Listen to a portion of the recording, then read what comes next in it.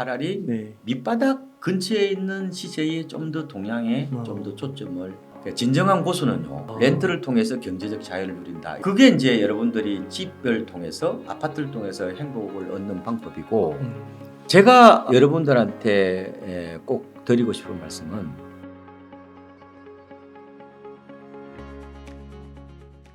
그러면요, 박사님, 이 진짜 제가 볼 때 오늘 정말 엄청난 인사이트를 이렇게 말씀해 주셨는데 네. 정말 극히 일부를 나누셨는데 네. 책에 네. 이번에 이제 부동산 심리 수업에 또 한 권의 책으로 이렇게 정리를 해주셨지 않습니까? 그래서 이 심리에 대해서 한번 부동산 심리에 대해서 한번 또 설명해 주시면 좋을 것 같아요. 심리는 일반적으로 단기 변수죠. 네. 장기는 주로 펀드멘탈이 결정하는 겁니다. 음. 인구나 공급이 결정하는데, 네. 최근 들어서 왜 심리가 이게 필수 그 공부 항목으로 들어가는 거냐면요. 이게 투자 상품화돼서 그렇습니다. 네. 아파트가 주식화돼서 그런 거예요. 아, 주식화. 주식은 뭐예요?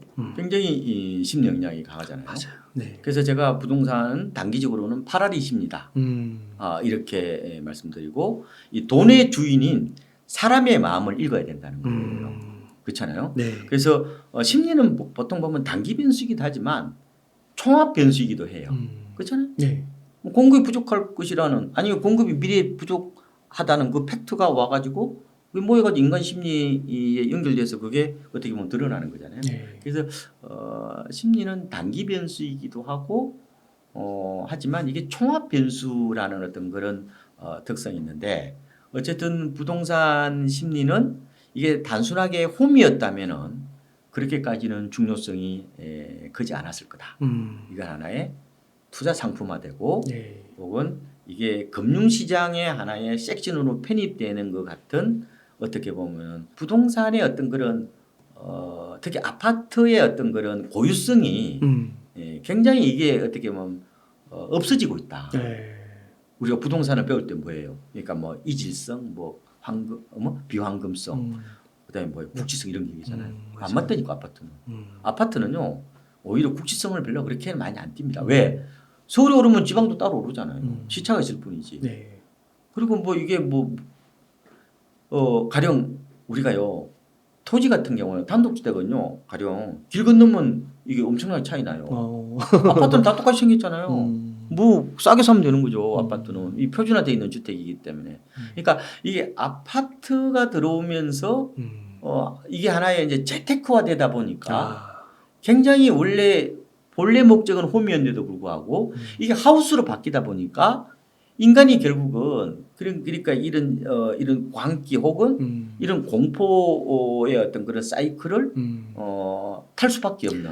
그 홈은 내가 이제 사는 거고 하우스는 이제 투자의 개념. 그러니까 집은 홈하우스를 이렇게 같이 갖고 있는 거예요. 네. 그런데 대부분이 대도시에 아파트 사시는 분들은 홈도 있지만 하우스 비중이 굉장히 높아요. 그게 재밌는 게 있는데 제가 이런 말 썼죠. 시골 사람은요. 네. 집을 언제 살까라고 묻지 않습니다. 왜 그런 거죠? 홈이니까요. 아. 지리산 밑에 가서 그 동네에 가셔가지고 이번에 내가 기촌을 하는데 그 단독주택, 농가주택을 한번 물어보세요. 언제 사면 좋은지.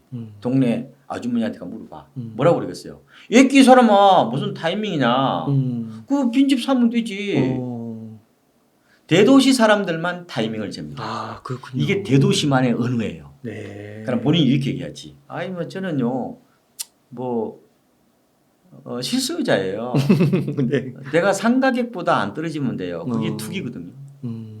왜냐, 나도 모르게 이런 재테크라는 관념이 들어와 있는 거지. 안개비처럼 내 몸속에 내재화된 거예요. 내재화된 거지. 그게 허위의식이라고 그래요. 아닌 것 같죠? 네. 인간은요, 욕망은요, 마치 부표처럼 이리저리 움직이는 거예요. 네. 이게 나의 욕망이 아니라서 그래요. 그래서 대부분이 처음에는 실수로 들어가요. 200가구짜리 들어가요, 아파트. 그냥 살기 얼마나 좋아요. 옆집이 옆 동네가 2층가구 이상 대단지 아파트인데 갑자기 재건축한다고 치고 올라가요. 그러면은 그때부터 자기 자신을 괴롭힙니다. 나의 진정한 그렇죠. 욕망이 아니라 타자의 욕망이 내 마음속으로 들어와 있는 거예요. 맞네요. 그래서 이게 이제 락강이 얘기하잖아요. 타자의 욕망이라고 얘기하는.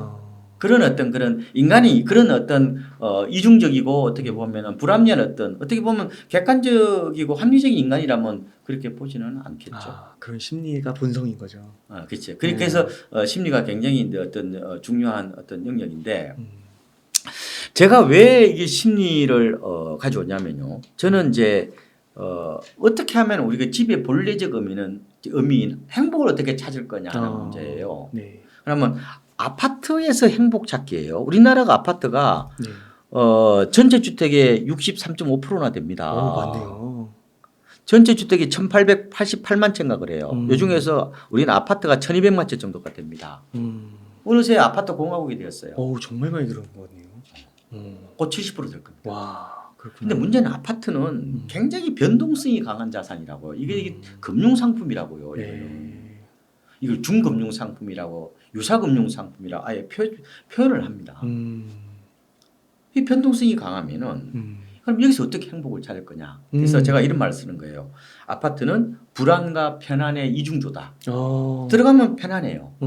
헬스장도 잘 돼 있잖아요. 그러네요. 근데 저녁에 야. 집값 떨어졌다는 뉴스만 맞아요. 접하면은 불안증이 오는 거예요. 여기만 올랐으면 불안해. 다른 지역 올랐으면 불안해. 그래서 이게 마치 아파트에서 행복 찾기가 굉장히 어려워요. 어려울 것 같아요. 이 본말이 전도가 돼서 그런 맞네요, 거예요. 진짜. 홈이 아니라 하우스를 샀기 때문에 그런 거예요. 그래서 그럼에도 불구하고 대부분 사람이 아파트에서 사니까 대도시 사람들 어떻게 행복을 찾을래 그럴 때 어떻게 하면 되냐. 이게 기본적으로 가시 속에 알밤을 빼먹는 거예요. 그럼 가시에 찔리면 안 돼요. 가격이 가시입니다. 네. 그렇죠. 네. 그러면은 가격을 너무 자주 보면 안 돼요. 가격을 보지 말라는 뜻이 아니에요. 흐름을 알아야 되는데 너무 거기 빠지면 안 돼요. 근데 투자를 해놓으면 안 볼 수가 없잖아요. 일부러라도 못하지 안 보는 거죠. 그래서 우리가 이제 그리스의 영웅인 그 오디세우스처럼 살아라는 거예요. 오디세우스가 이 세이린이라는 마녀로부터 내가 휘둘리지 않기 위해서 돛대로 묶으라고 그러고 그죠? 그 선원들은 밀랍으로 막으라 하는 것처럼 너무 이렇게 그 잡음으로부터 조금은 멀리하라는 거예요. 그러니까 아파트 가격은 이 가치를 드러내주는 신호이기도 하지만 때로는 그게 잡음이에요. 장기적으로는 집값은 올라갑니다. 통화량이 풀리는 한. 그런데 그의 중간중간에 스트레스를 받지 마시라는 거예요. 그래서 워렌 버핏이요. 오마하에 살죠. 그분이 월가로부터 비행기로 3시간이에요. 그렇게 멀리 살아요? 멀리 삽니다. 그 인구 50만밖에 안 돼요. 왜 서울에 살겠어요? 시골이네요, 시골. 그 월가의 소음으로부터 휘둘리지 않기 위해서. 그러면 멀리서 볼 수 있거든요. 그렇겠네요, 진짜. 그래서 그런 측면에서 제가 가격에 너무 빠지지 말라. 이런 말씀을. 두 번째로는 집의 재발견이라고 말씀을 드리는데 내가 있잖아요. 홈과 하우스의 균형을 맞추라는 거예요. 50대 50으로. 50대 50으로. 대부분 사람이 아파트 사는 분들은 하우스 비중이 높아요. 가격이 떨어지면은 내가 불행해져요. 그렇죠. 왜? 가격에 모든 걸 다 걸고 사니까. 그런데요, 이 홈에 조금 비중을 높이면요, 내가요 가격이 떨어지더라도 스트레스를 덜 받습니다. 그래서 이런 얘기를 하죠. 집 사랑꾼이 되는 거예요. 이 잿빛 콘크리트지만 그 공간을 사랑하면요, 공간의 가치를 재발견하는 거죠. 그래서 연예인들이 집 사랑꾼입니다. 왜냐? 그 이케아 효과라고 그래요. 내가 단조립을 하면은 그다가 뭘 집어넣어요? 마켓 밸류 외에 이모션 밸류를 집어넣는단 말이에요. 내가 했으니까. 그래서 단독주택 사람이 아파트보다 훨씬 이모션 밸류가 강합니다. 이거 소유효과라고 그래요. 심리학에서. 연예인들이요, 자기가요, 이 찍으러 오잖아요, 누가. 그러면 거기다가 자기 정서적 가치를 부여해요. 집 사랑꾼이 됩니다. 그렇죠. 그래서 이걸 뭐라고 그러냐? 요새는 그 트랜스호머라고 그래요. 트랜스포머가 아니라 트랜스는 변하다는 뜻이죠. 호머는 홈에다가 이하를 붙이는 거예요. 집의 진정한 가치를 발견하고 그게 삶의 어떤 터전으로서 의미를 재발견하는 거죠. 인테리어 같은 건가요? 인테리어도 괜찮아요. 인테리어 하면은 내가요. 인테리어 하면 못 팔아요. 그렇죠. 그 정서적 가치를 보여요. 그렇죠, 그 마음을 주는 겁니다. 그 콘크리트지만 내가 마음을 줄 수 있어요. 그럼 이런 거죠. 내가 이 공간을 사랑하게 되면 그 아파트만 사랑하지 마시고 그 주변 환경을 사랑하시면 돼요. 내가 말이야 퇴근하고 아내하고 산책할 수 있고 그다음에 횡단보도 안 건너고 우리 딸이 유치원 갈 수 있고 초등학교 갈 수 있고 아침에 일어나니까 새소리가 들리고 그다음에 뭐 가령 뭐 남양이라서 하초 키우기 좋고 아 헬스 가니까 너무 좋아 이런 식으로 그 공간을 사랑하고 공간에 내가 더 무게 중심을 주면은 가격이 출렁거리더라도 내가 불행을 덜 느껴요. 네. 그래서 그걸 이제 집의 재발견이라고 제가 말씀을 드리는 거죠. 가격의 노예가 되지 않고 집의 가치를 좀 더 비중을 높이면은 지금은 비록 힘들지만 그죠? 네. 어차피 세월 지나면 다 올라가 있을 거잖아요. 그죠? 장기적으로 집값은 우상향합니다. 특히 명목 가격은요. 통화량이 풀린 한 하락이 없어요. 우리가 세뱃돈 올라가는 거 세뱃돈이 저 작년에 우리 조카한테 3만 원 줬는데 이번에 5만 원 줬어요. 인플레만큼 집값이 올라가는 거예요. 야, 5만 원 진짜 많이. 옛날에 5천 원 받고 1만 원 받고 그 값이 올라가잖아요. 라면값 올라가면 집값 올라가는 거죠. 그러니까 그런 식으로 보시면 다만 그 시차가 있죠. 투기 상품화되면은 굉장히 이게 폭락과 폭등이 온다고 그랬잖아요. 네. 그리고 세 번째로는 이제 집을 바라볼 때 약간 캐시플로우의 대상으로 보면은 좀 마음이 덜 힘들어합니다. 임대사업자도요. 전세형 임대사업자는 갭투자하고 마인드가 비슷해요. 집값이 빠지면 굉장히 괴로워합니다. 그런데 거기서요. 내가 월세를 받는 사람이라면은 그렇게 스트레스를 안 받습니다. 네. 왜? 초점이 월세에 가 있기 때문에. 네. 그래서 행복을 수시로 받아라 뭐 이런 말씀을 제가 책에서 말씀드리고 빈도로 부동산 행복은 빈도다. 빈도다. 이런 말씀을 드렸고 월세를 받는 사람은 집값이 하락하더라도 좀 무덤덤합니다. 그러니까 진정한 고수는요. 비싼 집을 깔고 앉지 않고 렌트를 통해서 경제적 자유를 누린다. 이런 말씀을 제가 나눴죠. 그래서 뭐 그게 이제 여러분들이 집을 통해서 아파트를 통해서 행복을 얻는 방법이고 제가 여러분들한테 꼭 드리고 싶은 말씀은 딱 세 가지인데요. 부동산은 생각보다 빨리 움직입니다. 왜 생각보다 빨리 반등이 왔죠? 네. 왜냐? 정광석화의 시대입니다. 포노사피엔스 시대예요. 그래서 폰 이거 모바일 폰사피엔스라고 그러죠. 네. 포노사피엔스 시대인데 분석하는 순간 구버진이 될 수 있어요. 통계를 가지고.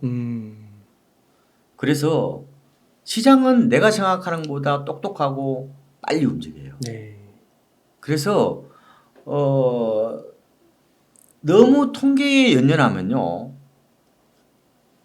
시차를 이게 어떻게 보면 시기를 놓칠 수 있어요. 그래서 제가 어떻게 하면은 장바닥 시세의 근처에 있는 지표를 찾아낼 거냐. 네. 실거래가 아까 2층 가구 이상 대단지 그다음에 실거래가 KB선도 50지수라고 말씀을 드렸던 것도 그런 거고. 맞습니다. 그래서 분명한 것은 내가 통계를 가지고 분석하는 거는 그거는 뭐냐면은 그거는 평론가들이 할 일이에요. 내가 왜 평론가라고 착각하냐고요. 평론가 학자. 내가 기다리는 바닥은 생각보다 안 올 수도 있고 올 수도 있고 아니면 기습적으로 올 수도 있고. 네. 알 수가 없어요. 시장은 패턴화의 어떤 함정에 어떻게 보면 시장을 참 볼 때는 패턴의 함정이 빠지면 안 된다고 말씀드리고 두 번째로는 공포론에 너무 휘둘리시면 안 돼요. 네. 특히 유튜브 저널리즘이 되어서 이게 너무 공포 위주예요. 맞아요. 이게 뭐냐면은 인간이 가장 예민한 게 공포와 불안입니다. 이게 가장 잘 먹혀요. 시장을 긍정적으로 보는 사람보다 시장을 부정적으로 얘기하는 사람이 훨씬 더 조회수가 많이 나옵니다. 이게 조회수 일동에 장사할 수도 있단 말이에요. 네. 그런데 문제는 뭐냐면은 인간이 가장 예민하게 생각하는 것은 공포인데 이게 자본주의하고 결합이 되면은 이게 공포 비즈니스가 되는 거예요. 네. 공포파리가 된단 말이에요. 그래서 미래를 대비하는 거는 좋아요. 불안하니까요. 그렇지만 공포 비즈니스의 희생양은 되지 말아라 말씀을 드리고 극단론이 지금 굉장히 횡행하는데요. 네. 물론 그렇게 될 수도 있죠. 그거는 가봐야 하는 건데 극단론은 단순 도식입니다. 그는 주로 책하고 같이 나오더라고요. 네. 그리고 이런 거죠. 가령 미국이 국가 부도난다는 거예요. 그리고 실용국가 국가 부도하고 연동해서 생각해. 알고 보니까 하원 의장하고 대통령하고 부채 한도 협상을 하니까 끝나는 해프닝에 불과했는데 우리는 그게 대해서 사실을 모르고 막연히 두려워서 어떤 그런 극단론에 네. 휘둘리니까 이번에 엄청 조기에 결정됐죠. 네. 지금은 물론 저도 답답합니다. 저도 집값이 오르면 안 된다고 봐요. 당이론적으로 보면 그래야 출산도 네. 하고 결혼도 할 거 아니에요. 이거 기성세대들이 집값을 어떻게 끌어올려 놓은 거거든. 우리 이 젊은 세대를 위해서 집값이 더 떨어져야 되고 더 하향 조정돼야 되는 건 맞지만 그는 당이론이에요. 당이론이 현실화 반드시 된다는 보장이 없단 말이에요. 네. 그러니까 이걸 당위론적 사고가 무섭고요. 그렇다고 집 사놓고 소망하는 것도 위험합니다. 소망적 사고와 당위적 사고는 굉장히 위험한 건데 내 삶이 있잖아요. 힘들더라도 극단론에 너무 휩쓸리지 마시라는 거예요. 어떻게 하면 내가 세상의 균형추를 가질 거냐, 세상을 좀 더 이게 있는 그대로 바라볼 거냐에 대한 스스로의 지혜의 눈을 가지라는 말씀을 꼭 좀 드리고 싶은 거예요. 그 세 가지 제가 그러니까 지금 생각보다 시장은 빨리 움직인다. 그래서 분석하는 순간 구버전이다. 네. 시세는 단톡방이 만든다. 그 정도로 빨리 움직이고 그다음에 공포론과 극단론은 주의 있게 들어볼 필요는 있지만 너무 깊게 빠지지 말라 이런 말씀을 어떻게 하면은 좀 더 여러 얘기를 들어서 내 스스로 이게 생각의 중심을 잡을 거냐, 네. 사유의 힘을 기를 거냐, 그게 더 중요한 미덕이다 이런 말씀을 드리고 싶습니다. 네. 이번에 뭐 짧게나마는 표현이 적절할지 모르겠는데 한번 경험했잖아요. 저희가 정말 빠졌다가 다시 이렇게 반등하고 그러면서 이게 통계와 또 말씀해주시는 그런 개념 정의로 보니까 현장과 통계가 이렇게 서행성, 후행성 이런 것들 그런 것들을 저희가 잘 인지하면 지표가 여러 가지인 거예요. 네. 그건 보기 나름이에요. 네. 보기 나름이기 때문에 저분이 도대체 무슨 지표를 가지고 얘기하는 거냐, 실거래 갖고 얘기하는 건지, 아니면 아파트 실거래가인지, 아파트 표본 통계인지, 아니면은 주택 가격으로 얘기하는 건지, 아니면 부동산을 얘기하는 건지, 네. 그거를 명확하게 구분하지 않으면은 평생 잡음에 시달릴 겁니다. 네. 신호가 아니라 소음에 시달린다고요. 네. 와, 근데 이거 네. 이렇게까지 세분화시키는 게 저는 그래서 제가 이런 말씀을 드리죠. 차라리 유튜브를 보지 말고 안 보면 안 되나? 아닙니다. 유튜브를 보지 말고 차라리 네. 밑바닥 근처에 있는 시세에 좀 더 동향에 좀 더 초점을 맞췄다면은 지나간 얘기지만 그러면 서울에서 아파트를 올 초에 샀죠. 네. 2천 가구 이상 아파트가 거래가 싹 됐잖아요. 그런 측면이 있다고 보면 되고. 제가 지금까지 진짜 부동산 인터뷰도 좀 몇 건 해봤지만 적지 않게 해봤지만 오늘 이런 메시지는 처음 들은 것 같습니다. 그래요? 죄송합니다. 네. 아닙니다. 죄송한 게 아니라 MZ 세대한테 하고 싶은 얘기가 있어요. MZ 세대. 그러니까 제가 아파트에서 행복하는 법, 그 다음에 극단론과 공포론에 빠지지 않고 내가 어떻게 주체적 사유를 할 거냐, 그리고 바닥 지표에 항상 초점을 맞춰라. 시차가 있기 때문에 그렇다 말씀을 드린 거. 물론 큰 주체는 당연히 뭐 통계를 보시는 게 좋죠. 이번에 MZ 세대들이 연걸 비투를 통해서 엄청나게 어려워하고 있습니다. 네. 2021년도에 103만 명 무주택자가 집을 샀는데 상당 부분이 MZ 세대입니다. 근데 이걸 놓고 이제 고통스러워하니까 이걸 어떻게 내가 그러면은 힐링을 할 거냐 부분에 대해서 상당 부분 할애를 했습니다. 불과 10년 전에는 아버지 세대, 그러니까 베이비 부모와 X 세대가 하우스푸어를 겪으면서 굉장히 힘든 세월을 보낸 거고, 이번에는 그 자식 세대인 밀레니얼 세대와 X 세대들, X 세대는 물론 뭐 집을 거의 안 샀죠. 거의 30대의 문제라고 보면 돼요. 근데 그런 MZ 세대가 일종의 이제 하우스푸어가 아니라 영끌폼 대출을 더 많이 낸 거예요. 네. 영어까지 그래다 썼으니까. 그래서 제가 그때는 하우스푸어라고 그랬고 이번에 영끌포라고 제가 이름을 지었어요. 지난번에 제가 KBS 1호 진단 작년 9월 달인가 나가서 제가 영끌포라고 제가 만든 신조라고 얘기했는데 자, 그럼 어떻게 힐링할 거냐? 힐링은 치유를 말하는 거예요. 수술하고 다릅니다. 수술은요, 갑자기 더 어떻게 투자해가 더 도박적 투자를 해서 갑자기 집값이 확 올라가지고 원상 복귀를 하는 걸 그거를 치료가 아니라 수술이래요. 치료는 두 가지 있거든요. 치료는 하나는 치유가 있고 하나는 수술이 있어요. 지금은 힐링은 치유에 대한 얘기예요. 네. 마법 해결사는 없습니다. 어디가 있어요? 갑자기 집값이 오르고 있어요 지금. 과거에 수도권에 2008년 그때 고점 잡고 나서 회복하는데 8년 걸렸다고 그랬잖아요. 연립주택 12년 걸렸어요. 물론 그렇게 된다는 보장이 없어요. 저는 단순 도식에 빠지지 말라고 말씀드려요. 지금 사이클이 짧아가지고 그보다 빨리 올 수도 있단 말이에요. 네. 그건 가봐야 하는 일이에요. 그렇죠. 그러면은 힐링을 해야 되는데 그게 과연 내 탓이냐? 물론 자기 탓이죠.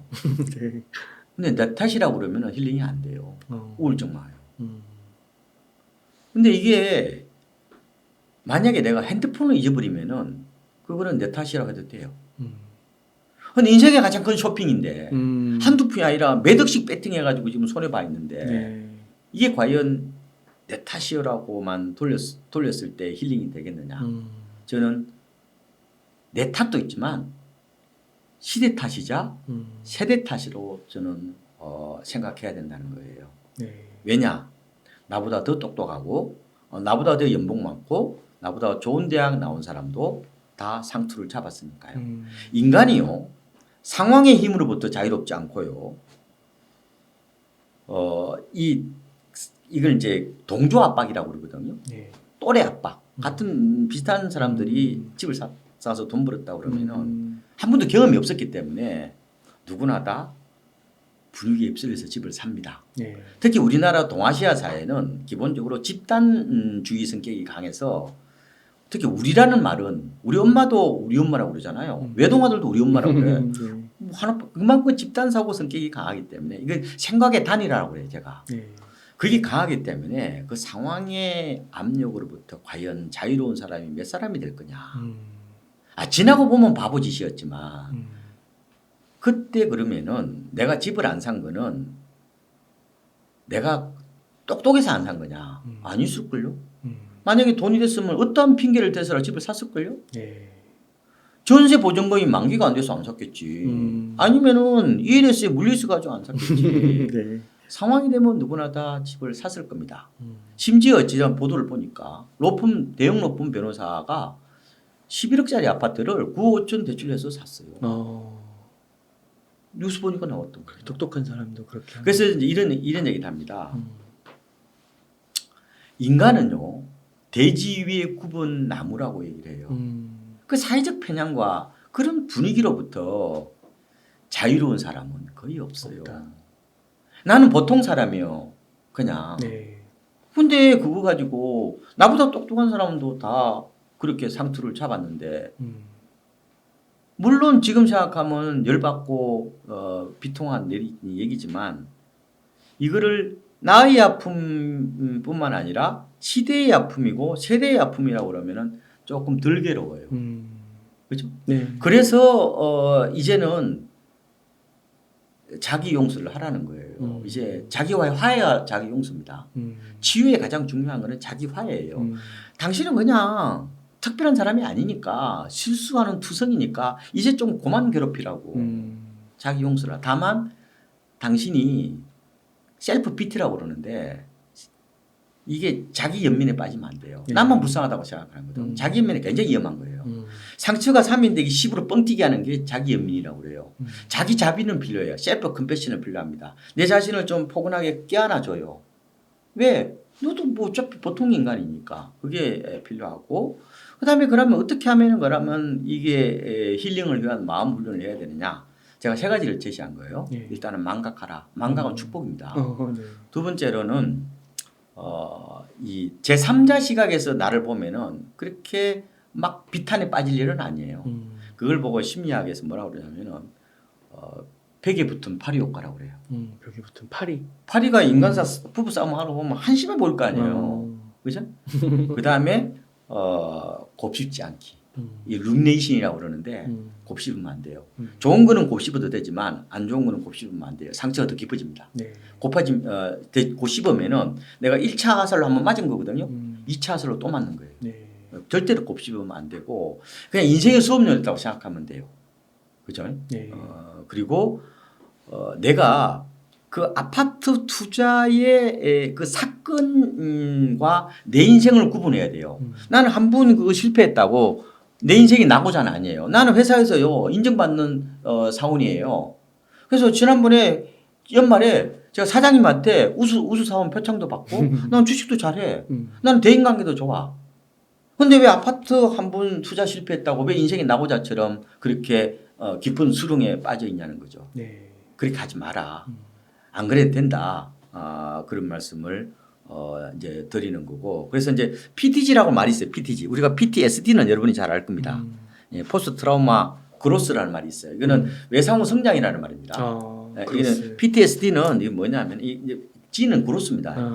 PTSD는 외상후 스트레스 장애나 가지고 이게 어떻게 엄청나게 큰 트라우마에서 못 빠져나오는 건데 그 회복을 지나서 더 성장하는 걸 보고 PTG라고 얘기를 하고. 그래서 제가 이런 말을 했어. 앙드레 코스톨라니가 이런 얘기를 합니다. 예. 투자는 이런 얘기다 해요. 2 더하기 2가 4가 아니라 5 빼기 1은 4라고 그래. 뭐죠 이게?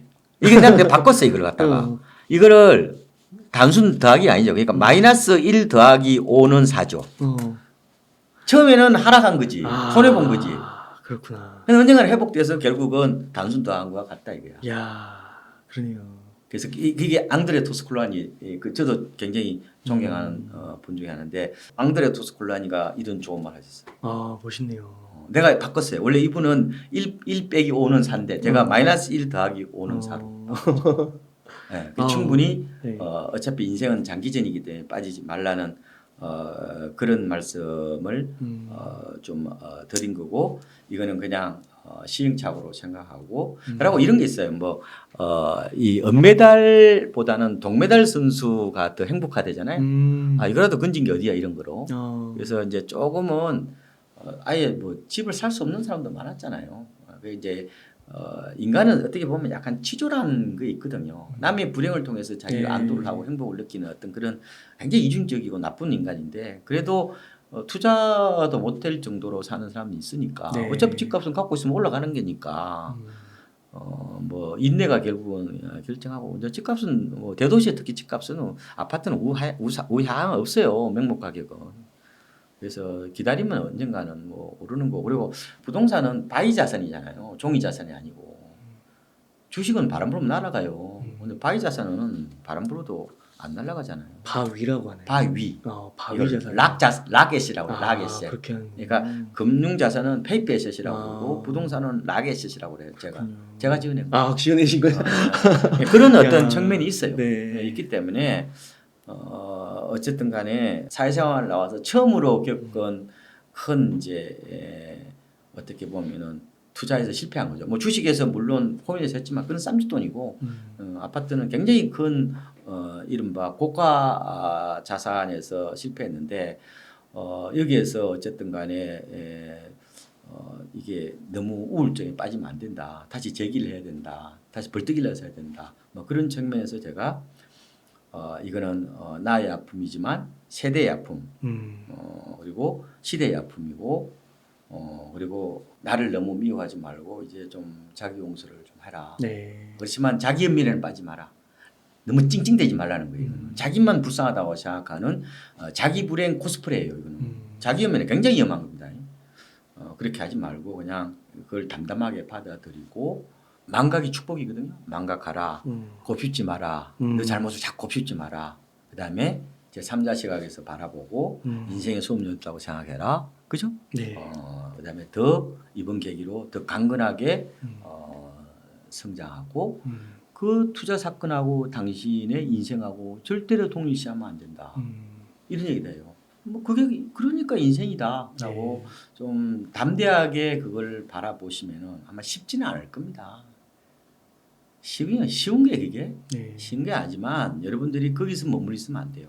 그래서 어쨌든 기성세대도 다 겪었단 말이에요. 그러니까 너무 거기에 반성을 해요. 반성적 사유를 하는 게 맞아요. 그래서 하지만 너무 거기에 깊게 빠지면은 마치 늪에 빠지는 거하고 똑같은 거예요. 그렇게 하지 말고 불풀 틀고 일어나서 다시는 그렇게 반복하지 않도록 내가 이게 마음의 근육, 지식의 근육을 키운다면 분명히 기회가 또 있습니다. 인생은 아직 여러분들이 살 날이 많이 남았기 때문에 네. 충분히 앞으로 기회가 있다는 거하고